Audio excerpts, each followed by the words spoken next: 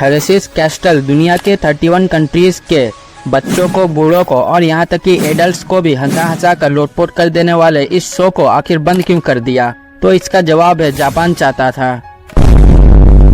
Japan वालों ने my life my rule को कुछ ज़्यादा ही सीरियसली ले लिया क्या, इसीलिए इस शो को बंद कर दिया? और हंसा हंसा के लोटपोट कर देने वाले इस शो को जिस व्यक्ति ने आवाज दिया था, आखिर उन्हें किन तकलीफों का सामना करना पड़ा था? इस शो की कुछ ऐसी डार्क बातें जिसे सुनकर आपके होश उड़ जाएंगे और आप भी ये बोलने पर मजबूर हो जाएंगे कि हंसा हंसा कर लोटपोट कर देने वाले इस शो की इतनी डार्क कहानी भी हो सकती है क्या? हेलो फ्रेंड्स, मैं हूं महमूद और आप देख रहे हैं नॉलेज वाला आइकन। तो चलिए जानते हैं थेरेसिस कैस्टल शो की सच्चाई।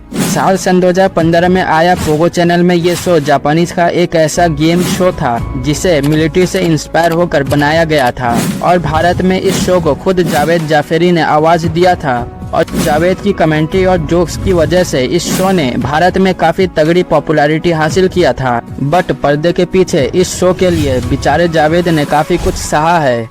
एक इंटरव्यू में जावेद ने बोला था कि उन्होंने थेरेसिस कैस्टल के 150 एपिसोड में अपनी आवाज दी है, जिसके लिए शुरुआत में उन्हें काफी कम पेमेंट दी जा रही थी, बट उन्हें वो प्रोजेक्ट मजेदार लगा, इसलिए उन्होंने कुछ नहीं बोला। जावेद की कमेंट्री और जोक्स की वजह से इस शो ने भारत में काफी तगड़ी पॉपुलैरिटी हासिल किया था, तो फिर उन्होंने पेमेंट बढ़ाने का कुछ बातचीत किया। बदले में उन्हें क्या मिला? रिप्लेसमेंट। जी हाँ दोस्तों, उन्हें फिर रिप्लेस करके एक और इस शो को आवाज देने वाले वॉइस ओवर आर्ट को लाया गया, लेकिन उनकी कमेंट्री और जोक्स जावेद के लेवल के नहीं थे, इसलिए उसे भी रिप्लेस करके जावेद जाफरी को बुलाया गया और उन्हें बोला गया कि पिछले वॉइस ओवर आर्ट ने जिस जिस एपिसोड में अपनी आवाज दिया था, उन सब एपिसोड में तुम वापस से अपनी स्टाइल में आवाज दो।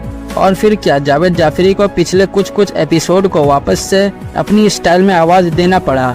और ये शो भारत के अलावा इंडोनेशिया, ईरान, इटली और ऐसे ही 27 कंट्रीज में एयर किया गया।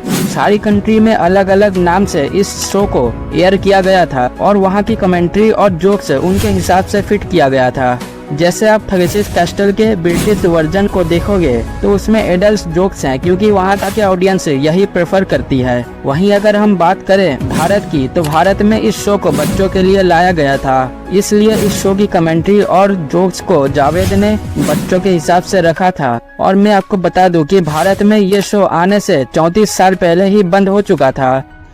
रुको जरा, सब्र करो। जी हाँ दोस्तों, इस शो को 1984 में जापान में बनाया गया था और कुछ कारण की वजह से जापान ने 1989 में इस शो को बंद कर दिया। अब जापान वालों ने इस शो को क्यों बंद किया? लेकिन सन 2000 से सन 2010 तक इसकी पुरानी एपिसोड को अलग अलग कंट्रीज में डब किया गया और सारी कंट्रीज में यह हिट साबित हुआ। इसके बाद इस शो ने काफी पॉपुलैरिटी हासिल किया। तो अब आपके भी मन में कुछ सवाल उठ रहे होंगे, जैसा कि आखिर जापान में इस शो को बंद क्यों कर दिया, और जब ये शो बंद हो गया था तो अलग अलग कंट्रीज में डब क्यों किया गया, और अलग अलग कंट्रीज में ये शो हिट क्यों साबित हुआ, और इस शो में टोटल कितने लोग जीते थे और जीतने वाले लोगों को कितने पैसे मिलते थे, और इसके ऑफिशियल टोटल एपिसोड कितने बनाए गए थे, और ये शो सन 2023 में किस तारीख को आएगा। और इन्हीं सवालों का जवाब जानने के लिए चैनल को सब्सक्राइब करके बेल नोटिफिकेशन को भी ऑन कर लेना, क्योंकि इस वीडियो का मैं पार्ट 2 जल्दी लाने वाला हूँ।